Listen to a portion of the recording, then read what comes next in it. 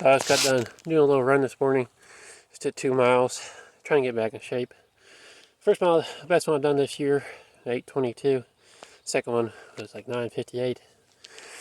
But it reminded me, I've gotten lazy with exercise routine, with running, exercising, reading, and journaling. And probably several reasons. The biggest one's lazy, anxiety, depression, tired, just tired.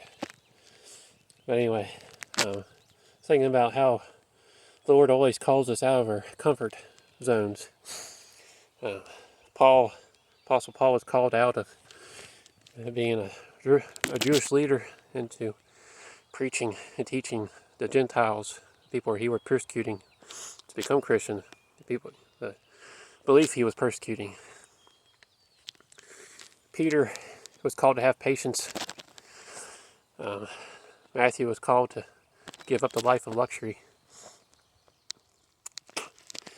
We always called outside our comfort zones. And being a Christian in the U.S., it's relatively easy. No persecution, nobody trying to kill you, kill your family. Try to take your jobs away, try to take your houses away, property. Try to take your children away. And now some are saying, well, not yet. And that's right, it's not yet. And there's a counterculture against everything that has been rising up. Counterculture of family, the nuclear family, man and woman, children. There's counterculture of people searching for God, whether they know it or not. And I think I brought up before, the biggest media in the world right now is podcasting.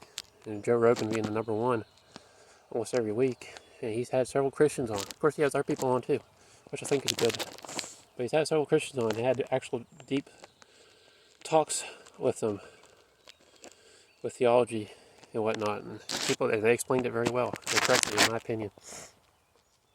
So, it reminded me, I cannot remember where it's at, but it's recorded in the Old Testament when Saul was still king. And, I can't remember. Maybe it was the Philistines or the Amalekites. Anyway, whoever was invading Israel at the time, Israel was hiding in caves again. And enemy encampment was, of course, off in the distance. So Jonathan and his, I think it's called armor bearer, but anyway, the guy follows him around, went out and went behind enemy lines and started killing the invaders from the back to the front. And of course, they weren't expecting this, especially when you're in the back. You think the enemy's in front, and they thought that somehow the Israelites got behind them, and they panicked and they started running, just because Jonathan, Saul's son, and his man was behind them. Just two were killing. It scared the whole army. They started running, and then the rest of the Israelite army that was hiding in the caves saw what was happening, and they pursued and started killing them and chasing them.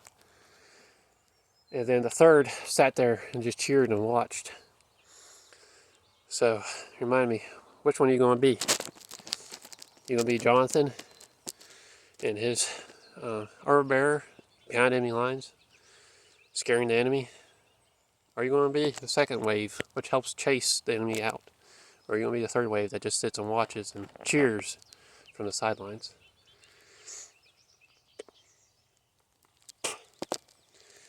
I'll tell you one thing, I don't want to be the third. Of course, you want to be the first.